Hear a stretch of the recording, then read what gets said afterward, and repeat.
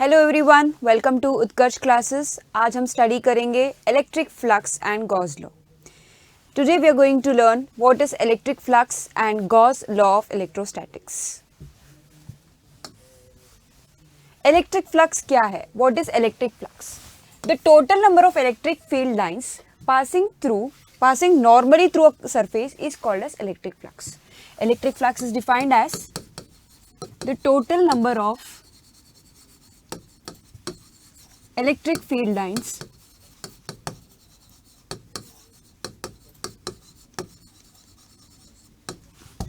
passing normally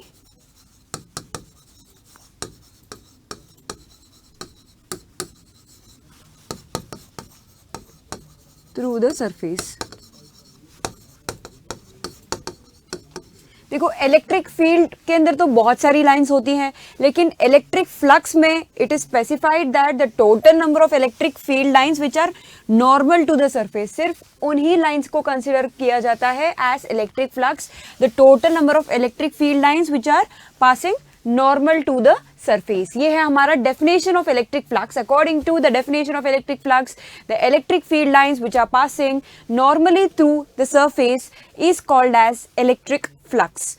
okay, तो यहाँ पे आप जैसे कि सरफेस देख रहे हैं, यहाँ पे number of field lines, this is the direction of electric field, ठीक है, जो नॉर्मल है, तो इनको हम इलेक्ट्रिक फ्लक्स डिनोट करेंगे। देखिए, इलेक्ट्रिक फ्लक्स को हम रिप्रेजेंट करते हैं विद द सिंबल फाई। इसको किस सिंबल से डिनोट करते हैं? Denoted by symbol phi. Okay, तो phi is a symbol of electric flux. Phi electric flux का सिंबल होता है, और फाई किसके प्रोपोर्शनल है? Phi is proportional to the electric field. Okay, the electric flux phi is proportional to electric field. Also the electric flux phi is also proportional to the area of cross section जिसके वो perpendicular है। इन दोनों के proportional है, and the resultant flux phi is equal to E A cos theta होता है, जहां पे E is the electric field, A is the area vector and cos theta. E A cos theta, theta क्या है? Theta is the angle between electric field and area vector. अगर इसका area vector A है and electric field E है, इन दोनों के बीच का जो एंगल है उसको हम थीटा बोलते हैं। सो ये हो गया हमारा डॉट प्रोडक्ट। डॉट प्रोडक्ट में आता है ना कॉस थीटा, तो हम यहाँ पे electric flux phi is equal to E dot A लिख सकते हैं। इलेक्ट्रिक फ्लक्स फाई क्या है? Phi is equal to E dot A, where E dot A is nothing but E A cos theta. Okay, तो electric flux को और detail में जानते हैं। Yes, so we can consider here electric flux. सबसे पहले तो इलेक्ट्रिक फ्लक्स जैसे कि हमने कहा है कि the total number of electric field lines which are passing normal to the surface, उनको हम बोलते हैं इलेक्ट्रिक फ्लक्स, एंड इसको रिप्रेजेंट करते हैं with the symbol phi. Okay, and it is equal to E dot A, जहां पे ई है इलेक्ट्रिक फील्ड एंड ए क्या है? Area vector. Okay, E is the electric field vector and A क्या है? Area vector. देखो, dot product of two vectors is always a scalar. आपने vectors and scalars वाले चैप्टर में पढ़ा होगा कि dot products of two vector is always a scalar. मतलब कि dot product of E and A, ये दोनों वेक्टर्स हैं, तो हमारा जो इलेक्ट्रिक फ्लक्स है वो एक स्केलर क्वांटिटी है। क्लियर? इलेक्ट्रिक फ्लक्स, यहां से हमको क्या समझ में आ रहा है? Flux phi is a scalar. Okay, क्यों स्केलर है? Because it is a dot product of two vectors, तो flux phi is a scalar quantity. Clear? Flux phi हमारा एक स्केलर क्वांटिटी है। अब देखो, ई डॉट ए का क्या वैल्यू है? Phi is equal to E A cos theta लिख देंगे। इसको क्या लिख देंगे? Phi is equal to E A cos theta लिख देंगे, क्योंकि डॉट प्रोडक्ट है। ओके, अभी हमको ये देखना है कि कॉस थीटा कब मिनिमम होगा, कब मैक्सिमम होगा। इससे पहले हम जान लेते हैं इसका एसआई यूनिट क्या है। What is the SI unit of electric flux? बताओ, एसआई यूनिट क्या है?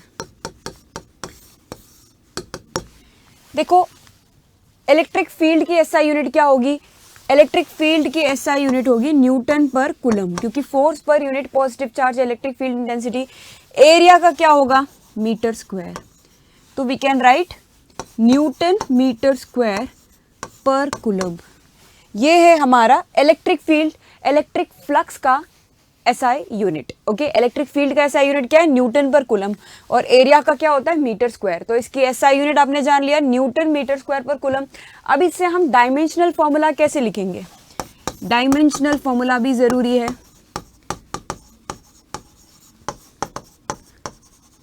देखो, डायमेंशनल फॉर्मूला लिखने के लिए सबसे पहले न्यूटन किसकी यूनिट होती है, न्यूटन होती है फोर्स की यूनिट, है ना।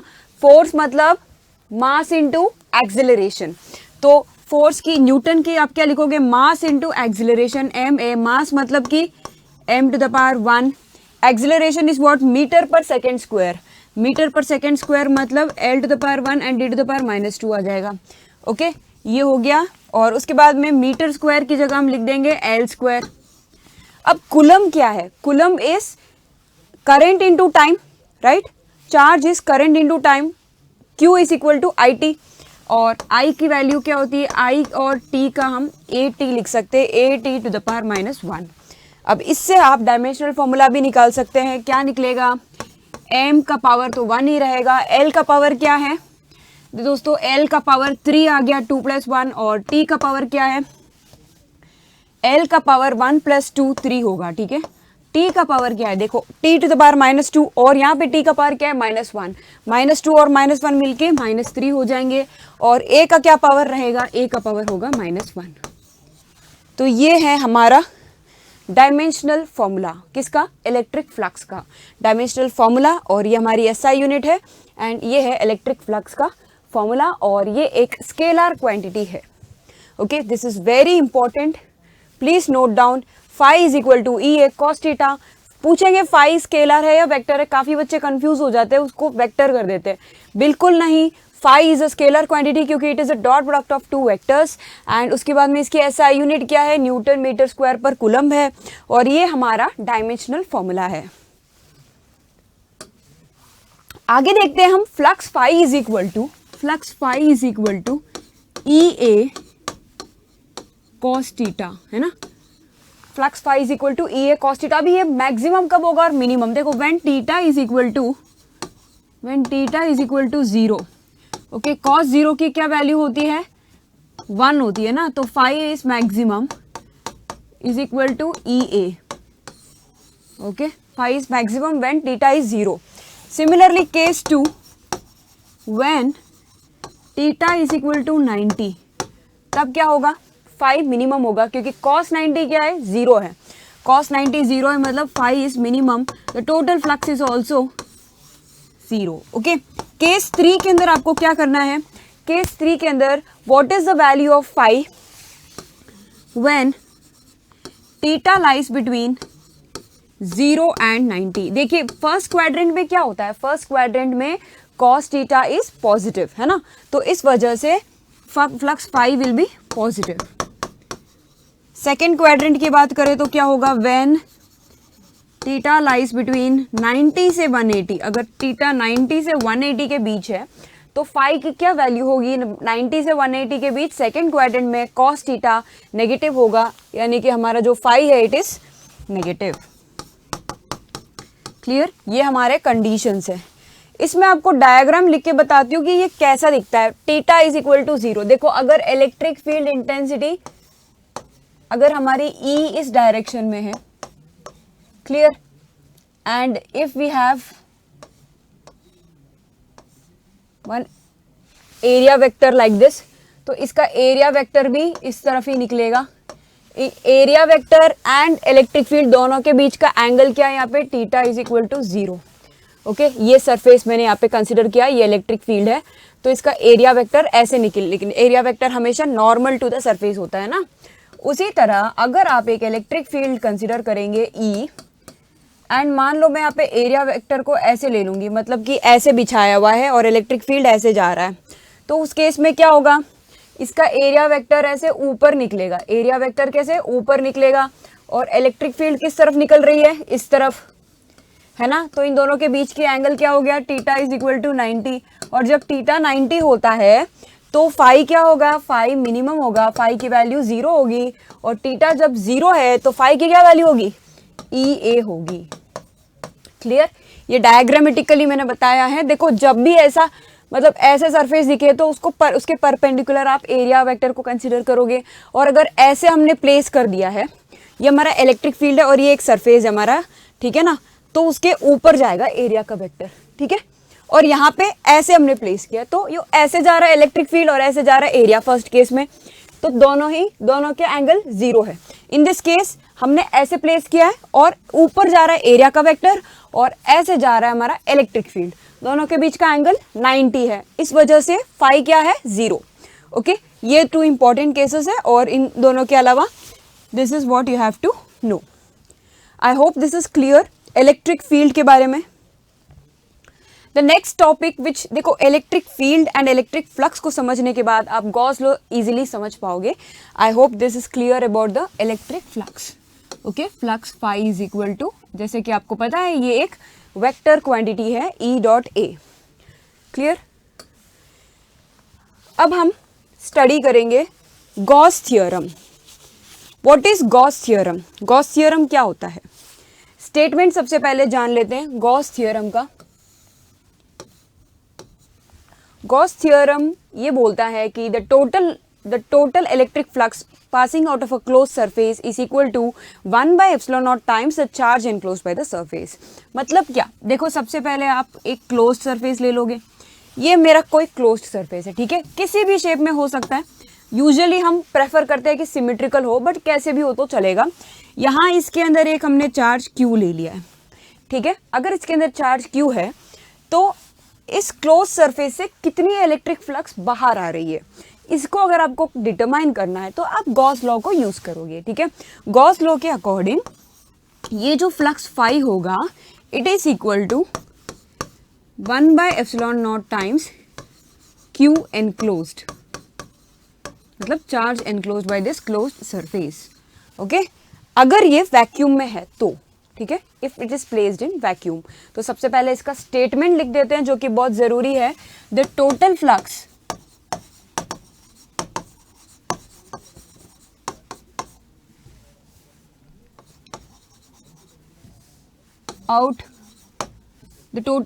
coming out of a closed surface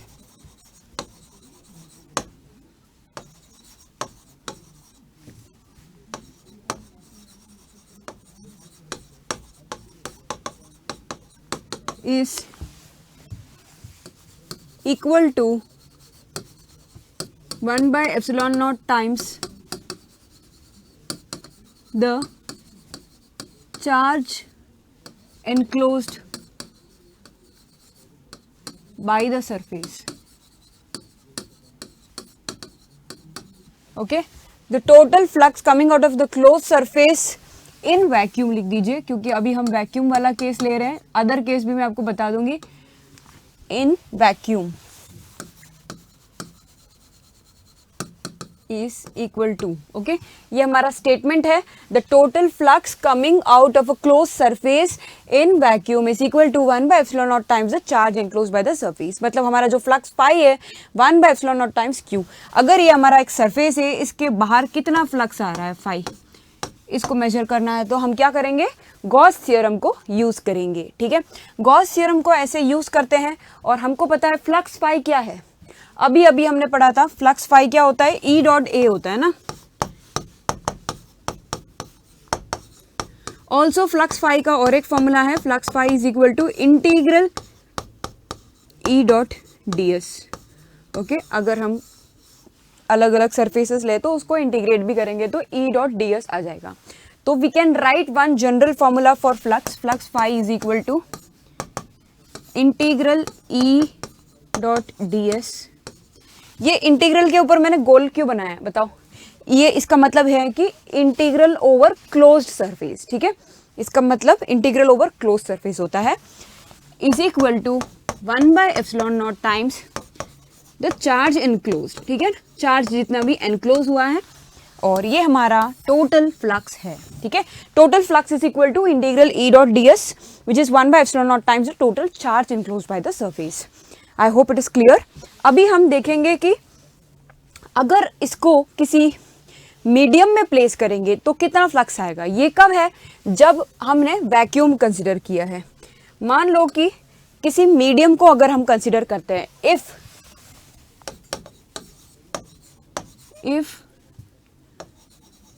we consider a medium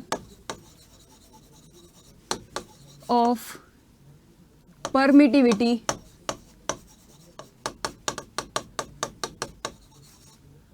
epsilon, okay, epsilon is the absolute permittivity of the medium। तो क्या होगा, then in that case flux phi is equal to q by epsilon not की जगह epsilon आ जाएगा, ठीक है ना। ये होगा आपका फ्लक्स पाई अगर वैक्यूम या फिर एयर में नहीं है तो, ठीक है। सिर्फ वैक्यूम है, एयर में आपको permittivity of free space epsilon nought लेना होता है।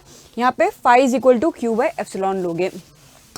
और एक चीज जान लो, यहाँ पे क्यू बाई एप्सिलॉन क्या होता है, epsilon is epsilon naught into epsilon R, है ना। Epsilon naught into epsilon R होगा, where epsilon R is what, relative permittivity of the medium. Clear. और we can write epsilon R is equal to K. ये क्या होता है, dielectric constant भी बोलते हैं इसको।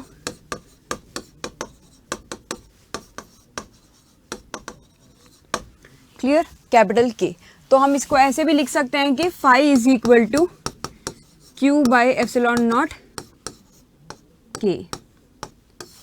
Okay, when we place it in a medium, अगर हम किसी मीडियम में इसको प्लेस करते हैं then this is the value. Okay, और एक चीज यहाँ पे जाननी ये है कि जो डाइलेक्ट्रिक कांस्टेंट के है इट इज एप्सिलॉन आर, मतलब कि जो डाइलेक्ट्रिक कांस्टेंट होगा उतना टाइम्स वो फ्लक्स डिक्रीज हो जाएगा अगर किसी मीडियम में रखते हैं तो, ठीक है। और यहाँ पे एप्सिलॉन नॉट की क्या वैल्यू है, epsilon naught is permittivity of free space.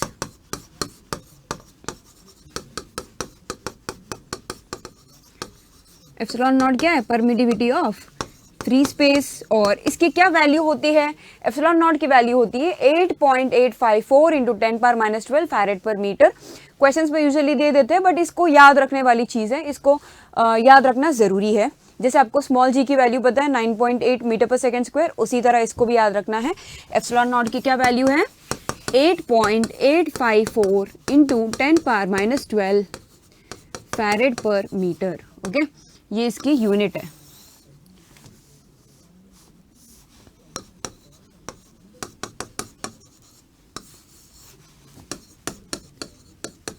Okay, तो ये है हमारा गॉस लॉ। और गॉसियन सरफेस की क्या प्रॉपर्टीज होती है, गॉसियन सरफेस कैसा होना चाहिए। देखो, दो प्रॉपर्टीज है गॉसियन सरफेस की। जब भी हम एक गॉसियन सरफेस लेंगे ना, पहली बात तो वो एक क्लोज सरफेस रहेगा, ठीक है। और दूसरा सिमिट्री रहनी जरूरी है, सिमिट्री, ठीक है। The Gaussian surface is symmetrical, symmetrical surface को हम गॉसियन सरफेस कंसिडर करेंगे। और दूसरी हमारी कंडीशन ये है कि electric field is perpendicular to the surface. Clear, electric field जो है it is perpendicular to the surface. आप देख रहे हो यहाँ पे electric field is perpendicular to the surface. कोई भी मान लो this is a Gaussian surface, तो उसके परपेंडिकुलर ही रहेगी electric field, perpendicular to the surface. Gaussian surface के परपेंडिकुलर रहेगी और गॉसियन सरफेस हमारा सिमेट्रिकल रहेगा। ये दोनों गॉसियन सरफेस की प्रॉपर्टीज है। ऑब्जेक्टिव में कभी कभी आ जाता है कि what is the property of the Gaussian surface, तो both of this is the property of Gaussian surface. Clear, और ये हमारा है गॉस लॉ। इलेक्ट्रिक फ्लक्स का यूनिट क्या है बताओ। फ्लक्स का यूनिट अभी अभी हमने पढ़ा था, flux phi is equal to E dot A होता है, तो इसका यूनिट होगा newton metre square per coulomb, ठीक है। यूनिट नहीं भूलना। और फ्लक्स फाई एक वेक्टर है। Okay, Gaussian flux phi is a scalar quantity, Gaussian surface is a vector. Flux phi क्या होता है, स्केलार। ये हमारा एक स्केलार क्वांटिटी है, ठीक है। यहाँ पे कोई एरो वगैरह दिख रहा है क्या, नहीं ना।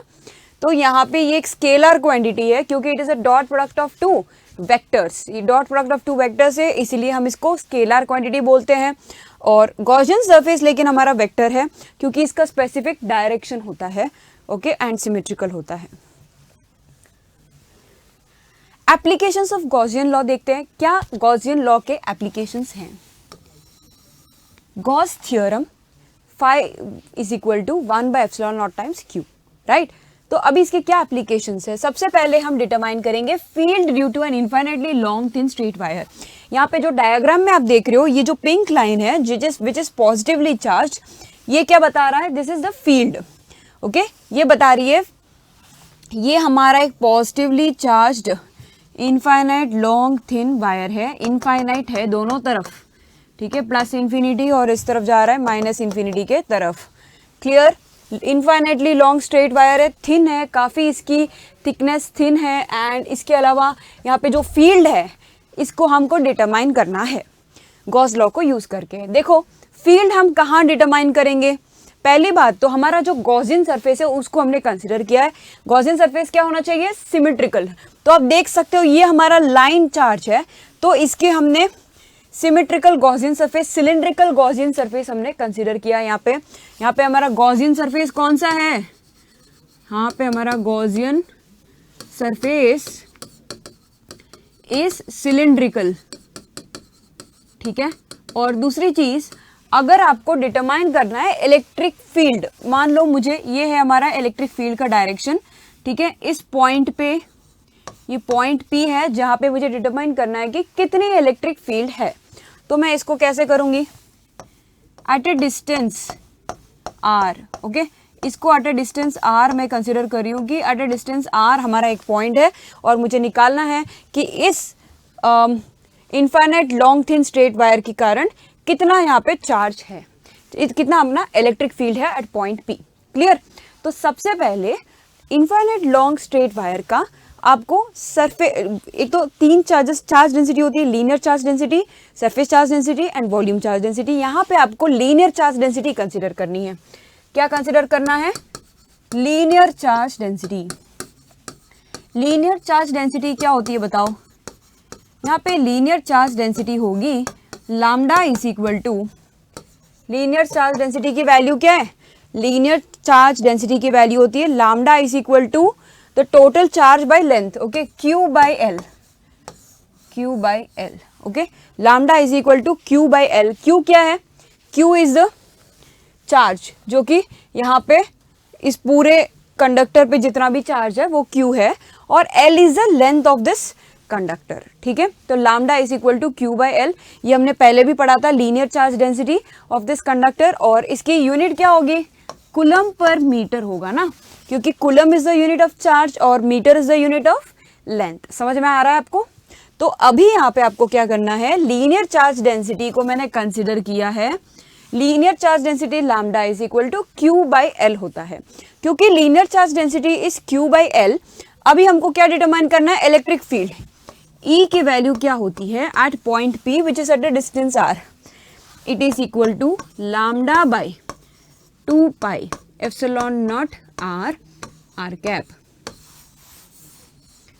ये है आपके वैल्यू, इलेक्ट्रिक फील्ड इंटेंसिटी की value at a distance R at point P। This is the electric field intensity at point P।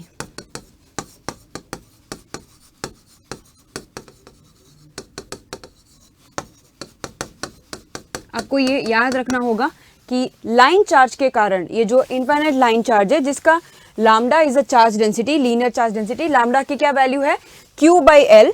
तो यहाँ पे इलेक्ट्रिक फील्ड इंटेंसिटी कितनी होगी, lambda by 2 pi epsilon naught R cap, ठीक है। Lambda by 2 pi epsilon naught R cap होगा।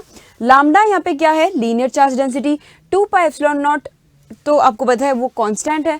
R यहाँ पे क्या है, R इज द डिस्टेंस, जिस पॉइंट से हम मेजर कर रहे हैं वो कितनी दूरी पे है हमारे चार्ज कंडक्टर से, वो डिस्टेंस बताता है R। और R कैप क्यों, R cap is the direction of electric field, ठीक है। इलेक्ट्रिक फील्ड इंटेंसिटी की डायरेक्शन है, देखो ना R कैप इस डायरेक्शन में है ना, ठीक है। R cap is in this direction, electric field भी perpendicular to the Gaussian surface है, तो इसकी भी डायरेक्शन यही होगी। तो जो एरो दिखा रहा है it is the direction of electric field, समझ रहे हो, it is the direction of electric field. इससे क्या समझ में आया कि जो इलेक्ट्रिक फील्ड इंटेंसिटी होती है ना, it is inversely proportional to R। समझ में आ गया। In case of infinitely long thin charge wire, E is inversely proportional to R, मतलब R अगर बढ़ेगा तो E घटेगा। अगर मैं बहुत ही इस पॉइंट पे मेजर करूंगी कि इस पॉइंट पे कितना हमारा इलेक्ट्रिक फील्ड इंटेंसिटी है, तो डिस्टेंस बढ़ रहा है, डिस्टेंस बढ़ रहा है मतलब यहाँ पे इलेक्ट्रिक फील्ड इंटेंसिटी जो मेजर करूंगी वो कम होगी कंपेयर टू इस पॉइंट पे। ठीक है, डिस्टेंस बढ़ने पे इलेक्ट्रिक फील्ड इंटेंसिटी घटती है। क्लियर, क्योंकि ये दोनों इनवर्सली प्रोपोर्शनल है। ये है हमारा first application infinitely long thin straight charge wire का। नेक्स्ट एप्लीकेशन देखते हैं इनफाइनाइट थिन प्लेन शीट के क्या होगा। देखो हमने एक प्लेन शीट कंसिडर किया, ये है हमारा प्लेन शीट और इसका सरफेस चार्ज डेंसिटी ले रहे हैं हम sigma, surface charge density, surface charge density sigma is equal to charge by area, है ना, charge by area, total charge इसके ऊपर जो है Q बाय एरिया, इसका पूरा एरिया क्या होगा, इसकी यूनिट क्या है, कूलम पर मीटर स्क्वायर होगी। ओके, इसको सिग्मा रिप्रेजेंट करते हैं, sigma is a surface charge density. Okay, sigma is a surface charge density Q by A and Q by A का मतलब क्या है, coulomb per metre square. Okay, Q by A is what, coulomb per metre square and hence coulomb per metre square is a unit, इसको भी याद रखना है। आगे देखते हैं इसमें क्या है, इलेक्ट्रिक फील्ड इंटेंसिटी यहाँ पे निकालनी है मुझे। अगर मैं, ये हमारा प्लेन शीट है ना, ये इनफाइनाइट शीट है, मतलब इतना छोटा नहीं जितना आपको डायग्राम में दिख रहा है, ये दोनों तरफ से मतलब लेंथ एंड ब्रेड्थ दोनों इन्फिनिटी है। ठीक है ना, तो ये सिर्फ आपको दिखाने के लिए ऐसा बनाया है ये, लेकिन है इनफाइनाइट प्लेन शीट। अब इसमें क्या हो रहा है, आपको क्या निकालना है, इलेक्ट्रिक फील्ड इंटेंसिटी निकालनी है एट अ डिस्टेंस। मान लो एक पॉइंट P है यहाँ पे, जो कि एट अ डिस्टेंस R, ये कितनी दूरी पे है, R डिस्टेंस पे है। अब मैं आपके निकालूंगी कि इलेक्ट्रिक फील्ड इंटेंसिटी क्या होगी। ठीक है, इलेक्ट्रिक फील्ड इंटेंसिटी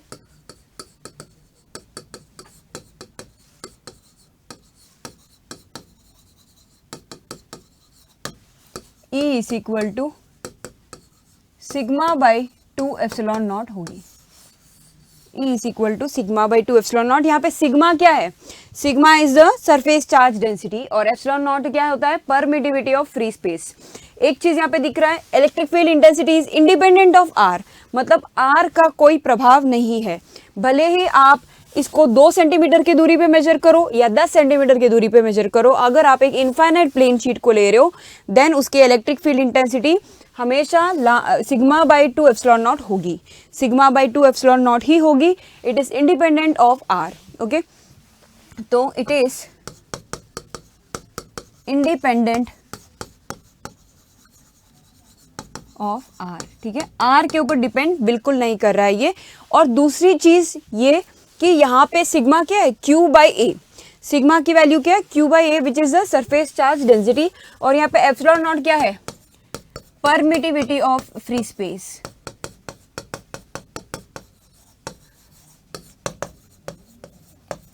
जिसकी वैल्यू क्या होती है 8.854 into 10 power minus 12 farad per metre. ठीक है, बार बार इसलिए लिखा जा रहा है ताकि आपको याद रहे, ये वैल्यू भूलनी नहीं है, इस चीज को बिल्कुल नहीं भूलना है। Epsilon naught is equal to 8.854 into 10 power minus 12 farad per metre, और इसको क्या बोलते हैं हम, एप्सिलॉन नॉट को बोलते हैं permittivity of free space. Clear, I hope this is clear. Next application देखते हैं गॉस लॉ की, तीसरी application, field due to uniformly charge thin spherical shell. अभी स्पेरिकल शेल यानी कि जो गोल आकार का शेल है उसको हम स्पेरिकल शेल बोलते हैं, उसमें कितनी इलेक्ट्रिक फील्ड इंटेंसिटी होगी वो हमको डिटरमाइन करना है। सबसे पहले तो मैं यहाँ पे एक इलेक्ट्रिक फील्ड इंटेंसिटी डिटरमाइन करने के लिए गोल शेल ले रही हूँ। ठीक है, और यहाँ पे अब मान लेती हूँ इसका रेडियस कैपिटल R है। ठीक है, इसका रेडियस कैपिटल R है और इसको हमने यूनिफॉर्मली चार्ज किया है। क्या दिया हुआ है यहाँ पे, यूनिफॉर्मली चार्ज, तो यूनिफॉर्मली इसको मैंने कर दिया है चार्ज। यूनिफॉर्मली चार्ज मतलब चारों ओर हर जगह इसने यूनिफॉर्मली चार्ज है। तो इसका वॉल्यूम चार्ज डेंसिटी क्या होगा बताओ, वॉल्यूम चार्ज डेंसिटी क्या होगा, वॉल्यूम चार्ज डेंसिटी होगा rho is equal to Q by, volume क्या है, चार्ज पर यूनिट वॉल्यूम को बोलते हैं वॉल्यूम चार्ज डेंसिटी। इसकी वॉल्यूम है 4/3 पाई आर क्यूब। समझ में आ रहा है ना, इसका वॉल्यूम क्या है 4/3 पाई आर क्यूब।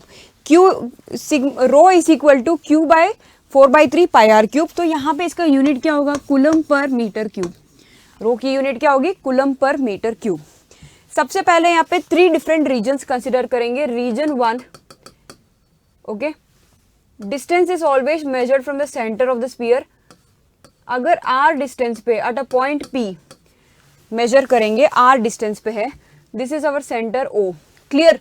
तो सबसे पहले if r is much greater than r, मतलब कि रेडियस से बाहर है कोई पॉइंट, वहां पे आपको मेजर करना है कि कितनी इलेक्ट्रिक फील्ड इंटेंसिटी है। तो इसका वैल्यू हो जाएगा E is equal to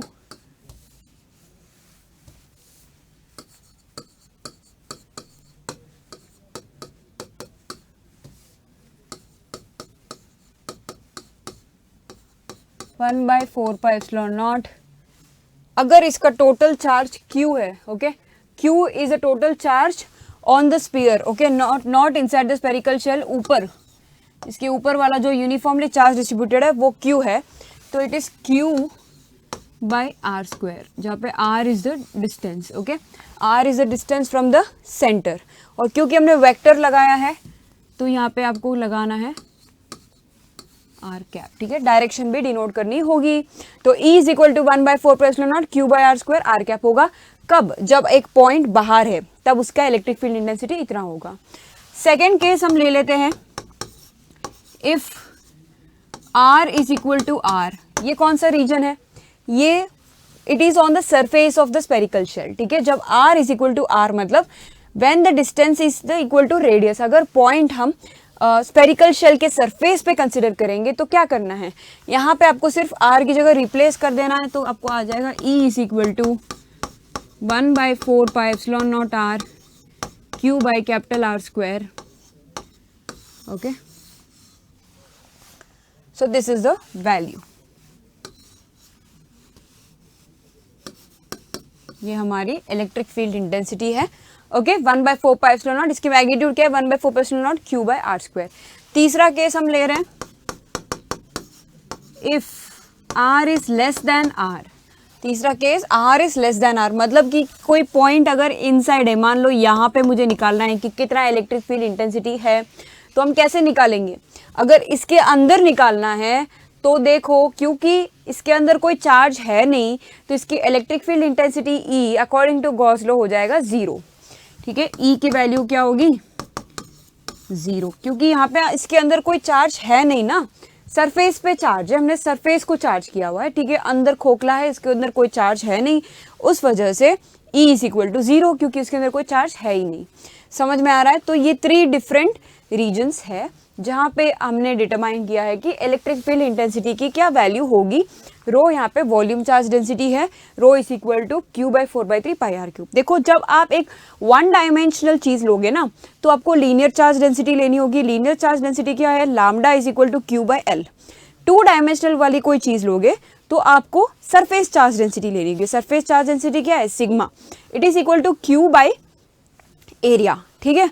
and अगर आप वॉल्यूम चार्ज डेंसिटी कब लेते हो, 3 डायमेंशनल सरफेस पे लोगे। वॉल्यूम चार्ज डेंसिटी की वैल्यू क्या है, volume charge density rho is equal to Q by 4/3 pi R cube, मतलब charge per charge by volume होगा, ठीक है। वॉल्यूम चार्ज डेंसिटी में charge by volume, surface charge density में चार्ज बाय एरिया, और सरफेस चार्ज डेंसिटी 2 डायमेंशनल होता है, volume charge density 3 dimensional होता है, ठीक है ना। ये आपको क्लियर रखना है। अभी इसका हम ग्राफ बनाएंगे कि डिस्टेंस पे वो कैसे असर पड़ता है, मतलब कि इलेक्ट्रिक फील्ड इंटेंसिटी कैसे वेरी करती है विद डिस्टेंस, ठीक है ना। एक्स एक्सिस में हमेशा आपको डिस्टेंस लेना है और वाई एक्सिस में आपको इलेक्ट्रिक फील्ड इंटेंसिटी ले लेंगे हम, ठीक है ना। तो अभी हम देखते हैं कि कैसे डिस्टेंस के साथ इसका मैग्नीट्यूड चेंज होगा। तो आपको क्या करना है कि एट ए डिस्टेंस r हमको पता है कि E इज मैक्सिमम, और उसके बाद में E is proportional to 1/r square हो जाता है। और 0 और r के बीच की जो दूरी होती है वहां पे हमारा इलेक्ट्रिक फील्ड इंटेंसिटी E क्या है, 0 है, और यहाँ पे है मैक्सिमम, है ना, E मैक्स। E मैक्स की वैल्यू क्या है, at R is equal to R, okay, at R is equal to R E maximum होता है। और जैसे जैसे R बाहर इंक्रीज होते जाएगा वैसे वैसे E क्या हो, inversely proportional to R square है, R के बढ़ने पे E will decrease, okay, inverse square law बोलते हैं इसको, ठीक है ना। तो ये भी आपको याद रखना है कि कैसे इंक्रीज एंड डिक्रीज होगा डिफरेंट रीजन्स में। ये इनसाइड द स्फीयर है, ये on the surface of the sphere है, और ये आउटसाइड द स्फीयर है, ओके। ये भी आपको ध्यान रखना है कि ये इनसाइड में है और ये आउटसाइड में है, और ये वाली जो लाइन है डॉटेड लाइन वो सरफेस वाली लाइन है कि सरफेस, स्फीयर के सरफेस पे क्या होगा। क्लियर? तो ये हमने आज के कॉन्सेप्ट्स को स्टडी किया। अभी हम सॉल्व करने जा रहे हैं कुछ इंपॉर्टेंट क्वेश्चंस जो हर साल पूछे जाते हैं। आइए सॉल्व करते हैं इन क्वेश्चंस को one by one and check करते हैं कि हमको कितना समझ में आया है, ओके, और हमको कहाँ इंप्रूव करने की ज़रूरत है। चलो हम सबसे पहले फर्स्ट क्वेश्चन को सॉल्व करते हैं। Which of the following statements is not true about Gauss law? इनमें से कौन सा स्टेटमेंट सही नहीं है गॉस लॉ के बारे में? Gauss law is true for any close surface. हाँ जी बिल्कुल, गॉस लॉ को हम क्लोज सरफेस पे ही अप्लाई करते हैं। गॉस लॉ को कहाँ अप्लाई करते हैं हम? क्लोज सरफेस पे ही अप्लाई करते हैं। तो ये बिल्कुल सही स्टेटमेंट है।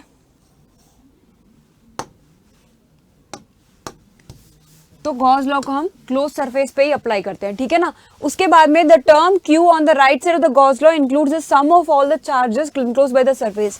हाँ जी, जो राइट हैंड साइड में गॉस लॉ के जो टर्म है ना Q, जैसे गॉस लॉ क्या है, phi is equal to 1/ε0 times Q। यहाँ पे Q क्या है? Total charge enclosed by the surface. Yes, तो ये भी सही है। Gauss law is not much useful in calculating electrostatic field when the system has some symmetry. ये बिल्कुल गलत स्टेटमेंट है, क्योंकि Gauss law is useful actually जब भी हम सिमेट्रिकल सरफेस कंसीडर करते हैं। मैंने गॉसियन सरफेस का कंडीशन भी बताया था कि जो सिमेट्रिकल सरफेस होता है वहां पे गॉस लॉ अप्लाई करना आसान है। तो ये वाला जो स्टेटमेंट है ये बिल्कुल ही गलत है। पूछा क्या है इन्होंने? नॉट ट्रू कौन सा है? तो ये वाला हमारा नॉट ट्रू का स्टेटमेंट है। समझ में आया ना? ये वाला हमारा नॉट ट्रू का स्टेटमेंट है। चौथा स्टेटमेंट देख लो, Gauss law is based on the inverse square dependence on the distance contain by in the Coulomb's law. Yes, अभी अभी हमने पढ़ा है स्फीयर वाला जो डेरिवेशन हमने यहाँ पे देखा। देखो E is proportional to 1/r square. Application of Gauss law में it actually depends upon the Coulomb's law, Coulomb's inverse square law पे। तो ये वाला स्टेटमेंट भी it is based on the Coulomb's inverse square law, ये बिल्कुल भी सही है। तो ये तीनों स्टेटमेंट सही है। कौन सा गलत है? गॉस लॉ सिमेट्रिकल सरफेस पे वैलिड है, जबकि यहाँ पे इन्होंने क्या कहा? नॉट यूजफुल है, ठीक है ना। नेक्स्ट क्वेश्चन देखते हैं। देखो, a sphere encloses an electric dipole. मतलब क्या है? एक स्फीयर है हमारे पास और उसके अंदर क्या है? इलेक्ट्रिक डाइपोल है। इलेक्ट्रिक डाइपोल क्या होता है दोस्तों? इलेक्ट्रिक डाइपोल होता है two equal and opposite charges separated by some distance, okay.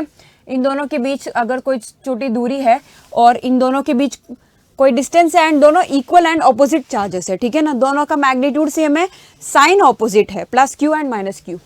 The total flux across the sphere. इसके टोटल फ्लक्स क्या होगा? देखो, गॉस लॉ के अकॉर्डिंग फ्लक्स क्या होता है? Phi is equal to 1/ε0 times the charge enclosed, okay. ये होता है गॉस लॉ का फॉर्मूला। यहाँ पे कितना चार्ज एनक्लोज्ड है?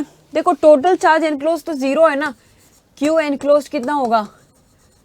0, क्योंकि +Q -Q दोनों कैंसिल हो गए, 0 हो गया, ठीक है। तो ये Q एनक्लोज 0 है तो फ्लक्स फाई भी 0 आ जाएगा, ठीक है। तो डाइपोल के कारण कोई इलेक्ट्रिक फ्लक्स नहीं आएगी बाहर, ओके, स्फीयर के। तो यहाँ पे क्या है? 0। क्लियर? समझ में आ गया ना? टोटल इलेक्ट्रिक फ्लक्स 0 होगा अगर आप एक डाइपोल को कंसिडर करोगे, क्योंकि दोनों के इक्वल एंड ऑपोजिट चार्ज है। टोटल चार्ज नेट चार्ज निकालोगे तो ऐड करके दोनों कैंसिल आउट हो जाएंगे, नेट चार्ज 0 आ जाएगा। इस कारण फ्लक्स फाई भी 0 होगा according to Gauss law. Next question देखते हैं। How does electric flux due to a point charge enclosed by a spherical Gaussian surface get affected when its radius is increased? Question में ये पूछा जा रहा है कि मान लो एक स्पेरिकल सरफेस है, ठीक है। इसके अंदर मैंने चार्ज Q लगाया है और इसका रेडियस जैसे कि 2 सेंटीमीटर है। एग्जाम्पल ले रही हूँ, अगर मैं इसका रेडियस बढ़ा देती हूँ, 2 की जगह मैं इसका रेडियस 4 सेंटीमीटर कर देती हूँ स्फीयर का, चार्ज अभी भी क्यू ही है अंदर, ठीक है। तो इस केस में रेडियस के बढ़ाने पे इलेक्ट्रिक फ्लक्स पे क्या असर होगा? देखो पहले वाले केस में जब 2 सेंटीमीटर रेडियस था तब हमारा इलेक्ट्रिक फ्लक्स क्या था, phi is equal to Q by epsilon naught according to Gauss law, और अभी रेडियस बढ़ाने पे भी phi is equal to Q by epsilon naught ही है। It only depends upon the charge enclose by the surface, है ना। तो इट इज रिमेन्स अनअफेक्टेड आ जाएगा, रेडियस के बढ़ाने या घटाने से कोई असर नहीं पड़ता, the flux is unaffected. Next question देख रहे हैं, 2 इनफाइनाइट पैरेलल शीट्स, ये बहुत ही इंपॉर्टेंट क्वेश्चन है, ध्यान से देखना इसको। 2 इनफाइनाइट पैरेलल शीट्स ले रहे हैं हम। पैरेलल शीट्स का अभी हमने इनफाइनाइट पैरेलल शीट्स का निकाला था, separated by a distance d of equal and opposite uniform charge density रो, ठीक है। इन दोनों के बीच में आपको क्या निकालना है, electric field at point P निकालना है। मतलब कि क्वेश्चन में दिया है कि 2 इनफाइनाइट पैरेलल शीट्स हैं, ठीक है ना, एक ये पैरेलल शीट है और दूसरा ये पैरेलल शीट है, ठीक है ना। 2 पैरेलल शीट्स लिया है हमने और दोनों को डिस्टेंस d से सेपरेट किया है, d डिस्टेंस की दूरी पे दोनों है और equal and opposite uniform charge densities है, मतलब एक के अंदर पॉजिटिव है, इक्वल एंड ऑपोजिट मतलब एक के अंदर नेगेटिव, इसका सिग्मा है, इसका माइनस सिग्मा है चार्ज डेंसिटी, ठीक है ना। तो इसका भी सिग्मा ही है बट ये ऑपोजिट है, मतलब कि हमने नेगेटिव चार्ज ले लिया, तो ये क्लियर है। तो आपको ये बताना है कि एक point P which is at a distance which is in between the 2 plates, दोनों प्लेट्स के बीच में एक जो पॉइंट है वहां पे क्या हमारा इलेक्ट्रिक फील्ड रहने वाला है, क्लियर। तो आज हमने ये एक चीज सीखी कि देखो एक प्लेट के कारण क्या इलेक्ट्रिक फील्ड होगा, इनफाइनाइट प्लेन शीट के कारण सिग्मा बाय 2 एप्सिलॉन नॉट होगा। ये एप्लीकेशन ऑफ गॉस लॉ के second application of Gauss law मैंने पढ़ा था आज, E is equal to sigma by 2 epsilon naught होता है, जहाँ पे sigma is a surface charge density. तो यहाँ पे आपको कैसे निकालोगे, सबसे पहले तो देखो डायरेक्शन लेना है, ठीक है। यहाँ पे electric field intensity E due to positive charge, ये पहला प्लेट है, ये दूसरा प्लेट है। पहले प्लेट के कारण it will move away from the positive, क्योंकि इलेक्ट्रिक फील्ड की डायरेक्शन क्या होती है, it moves away from the positive. Second के कारण क्या होगा, it moves towards the negative E2, क्योंकि हमको पता है इलेक्ट्रिक फील्ड पॉजिटिव से जाती है और नेगेटिव के तरफ जाती है ना। तो यहाँ पे फर्स्ट प्लेट के कारण, सेकेंड प्लेट को भूल जाओ एक बार, फर्स्ट प्लेट के कारण इलेक्ट्रिक फील्ड के डायरेक्शन क्या होगा, इस तरफ होगा, ठीक है ना, क्योंकि it will move away from the positive charge. Second plate के कारण, फर्स्ट प्लेट को भूल जाओ, सेकेंड प्लेट का देखो अभी direction, it will move towards, electric field is towards the this charge, okay, it is towards कौन सा चार्ज, नेगेटिव चार्ज। तो इस वजह से इन दोनों का डायरेक्शन E1 एंड E2 के ऐसे हो जाएगा। तो रिजल्टेंट क्या पता चल रहा है हमको, रिजल्टेंट क्योंकि दोनों E1 एंड E2 एक ही डायरेक्शन में जा रहे हैं, तो हम इसको E1 प्लस E2 कर देंगे। E1 प्लस E2 करने पे क्या होगा, sigma by 2 epsilon not plus sigma by 2 epsilon not, इसका वैल्यू क्या आ गया, सिग्मा बाय एप्सिलॉन नॉट आ गया। तो इसकी इलेक्ट्रिक फील्ड इंटेंसिटी क्या होगी, सिग्मा बाय एप्सिलॉन नॉट होगी। Very very important question, sigma bye epsilon not. अब मान लेते हैं कि सवाल कुछ अलग तरीके से इन्होंने पूछ लिया है। मान लो कि हमारा जो सरफेस है, ओके, एक हमारी पॉजिटिव प्लेट थी और एक हमारी नेगेटिव प्लेट थी ना। अगर दोनों ही पॉजिटिव प्लेट है तो क्या होगा, दोनों ही पॉजिटिव प्लेट है तो क्या होगा बताओ। अगर ये पॉजिटिव प्लेट है तो E1 की direction away from the positive जाएगा, ये फर्स्ट प्लेट है हमारी, ये सेकेंड प्लेट। E2 भी पॉजिटिव है, ये भी पॉजिटिव है, ये भी पॉजिटिव, तो E2 की भी अवे फ्रॉम द पॉजिटिव जाएगा। तो अब रिजल्टेंट E क्या होगा, E1 माइनस E2 हो जाएगा, ठीक है। और क्योंकि अगर E1 एंड E2 दोनों इक्वल है, sigma by 2 epsilon naught minus sigma by 2 epsilon naught, then you will write 0। तो ये 0 कब आता, अगर इन्होंने सिर्फ इक्वल यूनिफॉर्म चार्ज डेंसिटीज रो दिया होता, equal uniform charge densities, then इसकी वैल्यू 0 आती। क्योंकि इन्होंने इक्वल एंड ऑपोजिट बोल दिया है तो हमको एक प्लस एक माइनस लेंगे, तब हमारा value sigma by epsilon not आएगा, ठीक है। क्वेश्चन को ठीक से पढ़ना है कि क्या दिया गया है क्वेश्चन में, उसके बाद ही आपको सॉल्व करना है। तो सिग्मा बाय एप्सिलॉन नॉट इसका वैल्यू आ गया है। सेकंड केस अगर ऐसा पूछा जाए, एक पॉजिटिव और दूसरा भी पॉजिटिव, तो डायरेक्शन इन दोनों के एक दूसरे के तरफ होगा और इस वजह से E1 minus E2 cancel out हो जाएगा और हमारा नेट 0 आ जाएगा। ठीक है, 0 कब होगा? जब sigma 1 is equal to sigma 2। अगर इन दोनों के सरफेस चार्ज डेंसिटीज इक्वल नहीं है तब ऐसा नहीं होगा। ठीक है ना, तब कुछ आपको रिजल्टेंट मिल जाएगा। तो ये बहुत ही ज़्यादा इंपॉर्टेंट है कॉन्सेप्ट, आपको याद रखना है।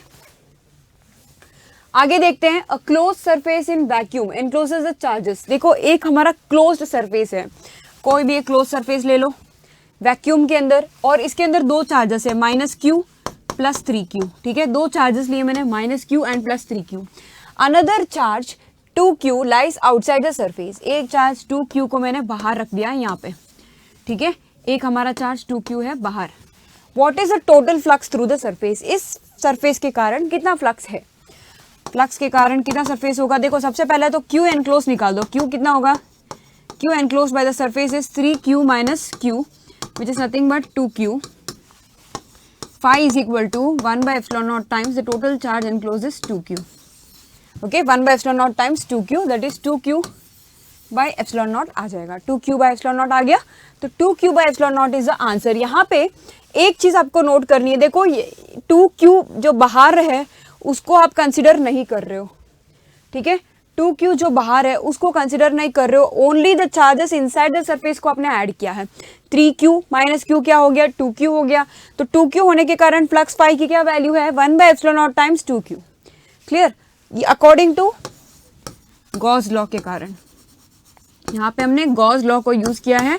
गॉस लॉ क्या बोलता है? Total flux is equal to 1 by epsilon not times the charge enclose by the surface. Charge enclose by the surface is 2q। आपको गॉस लॉ अप्लाई करते वक्त ध्यान देना है कि कौन से चार्ज सरफेस के अंदर है और कौन से सरफेस के बाहर, क्योंकि सरफेस के बाहर जो चार्ज होता है वो कभी कॉन्ट्रीब्यूट नहीं करता है इलेक्ट्रिक फ्लक्स के लिए। ठीक है, तो ये इलेक्ट्रिक फ्लक्स के लिए कंट्रीब्यूट नहीं करेगा, सिर्फ सरफेस के अंदर जितने भी चार्जेस है वही कंट्रीब्यूट करेंगे। इस कारण हमारा flux phi is equal to 1 by epsilon not times 2q हो जाएगा। I hope this is clear. आगे देखते हैं next question. Okay, a hemisphere is uniformly charged. एक हेमिस्फीयर है। हेमिस्फीयर कैसे दिखता है दोस्तों? ओके, मान लेते हैं ऐसा हेमिस्फीयर दिखता है। देखो usually it is a sphere, आधा स्फीयर को काटने पे हेमिस्फीयर बन जाता है। ठीक है, ये हमारा हेमिस्फीयर है, इसको यूनिफॉर्मली चार्ज कर दिया है, पॉजिटिवली चार्ज कर दिया है। ठीक है, तो ये अपना हेमिस्फीयर पॉजिटिवली चार्ज है। द इलेक्ट्रिक फील्ड, इसको पॉजिटिवली चार्ज करने के बाद आपको क्या electric field at a point on a diameter away from the centre निकालना है। मतलब कि अगर ये पॉइंट सेंटर है, इसका सेंटर मतलब सेंटर ऑफ द स्फीयर, अगर स्फीयर बनता तो डायामीटर के ऊपर विच इज अवे फ्रॉम, कोई भी एक पॉइंट जो कि सेंटर से दूर है पर डायामीटर पे, वहां पे क्या इलेक्ट्रिक फील्ड का डायरेक्शन होगा? Direction of electric field is always perpendicular, जैसे कि मैंने बोला इस सरफेस के परपेंडिकुलर होगा। परपेंडिकुलर टू द डायमीटर, हाँ जी बिल्कुल परपेंडिकुलर टू द डायमीटर होने वाला है। Parallel to the diameter, no, हमको पता है electric field perpendicular to the charge surface होता है। At an angle tilted towards the diameter, at an angle tilted away from the diameter, बिल्कुल भी नहीं है। क्लियर? तो इसका डायरेक्शन परपेंडिकुलर ही होगा। Okay, E is perpendicular to the charge surface.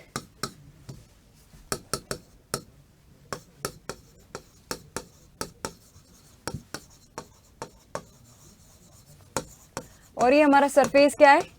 Symmetrical surface है ना, तो इस वजह से परपेंडिकुलर ही रहेगा।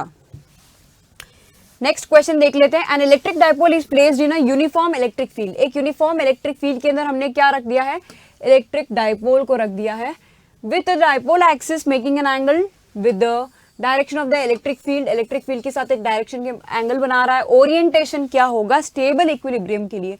क्या पूछा है? स्टेबल इक्विलिब्रियम के लिए। ये पूछा है कि देखो यहाँ पे एक इलेक्ट्रिक फील्ड है, यूनिफॉर्म इलेक्ट्रिक फील्ड लेना है सबसे पहले। ये हमारी इलेक्ट्रिक फील्ड है और यहाँ पे हम एक डायपोल को रख देंगे। डायपोल मतलब क्या है? डायपोल का मतलब क्या होता है? Two charges of equal magnitude and opposite sign को बोलते हैं dipole. Plus Q and minus Q, इन दोनों के बीच की दूरी क्या है दोस्तों? इन दोनों के बीच की जो दूरी है इट इज डी। ओके, अब इन्होंने क्या पूछा है? What is the angle with the direction of the electric field. इसका एंगल क्या होगा, direction of electric field in case of stable equilibrium. हमने एक कल पढ़ा था क्लास में, tau is equal to p E sine theta होता है, which is tau is equal to p cross E एक्ट होगा। ओके, जहां पे पी क्या है, डायपोल मोमेंट है, और ई क्या है, इलेक्ट्रिक फील्ड। डायपोल मोमेंट का डायरेक्शन कैसे होता है, डायपोल मोमेंट का डायरेक्शन नेगेटिव से पॉजिटिव चार्ज की ओर जाता है। यहाँ पे टॉर्क टाउ क्या है, पीई साइन थीटा। 3 केसेस बनते हैं यहाँ पे, ध्यान देना, 3 cases. Theta is equal to 0, theta is equal to 180 and theta is equal to 90। ठीक है, थीटा इज इक्वल टू 0 का क्या मतलब है, स्टेबल इक्विलिब्रियम का कंडीशन है। थीटा 0 होगा तो टाउ भी 0 हो जाएगा, क्योंकि साइन 0 इज 0, और इसको बोलते हैं हम stable equilibrium condition, stable equilibrium condition. ठीक है ना। और जब थीटा 180 है तो टाउ 0 होगा, लेकिन इसको हम बोलेंगे अनस्टेबल इक्विलिब्रियम। क्या बोलेंगे, अनस्टेबल इक्विलिब्रियम बोलेंगे। और थीटा जब 90 है तो क्या होगा, थीटा 90 मतलब साइन 90 इज मैक्सिमम। साइन 90 की वैल्यू क्या होती है, 1, तो tau is equal to p E. Tau की क्या वैल्यू है, tau is p E, tau is maximum. ये 3 केसेस हैं, आपको तीनों याद रखने हैं। यहाँ पे सवाल पूछा है स्टेबल इक्विलिब्रियम का, तो थीटा की वैल्यू क्या होगी, 0 होगी। आई hope it is clear, theta is 0 for stable equilibrium. अगर अनस्टेबल पूछा होता तो क्या बोलते हैं, अनस्टेबल इक्विलिब्रियम में थीटा कितनी होगी, 180, और for maximum value of torque theta की वैल्यू क्या है, 90।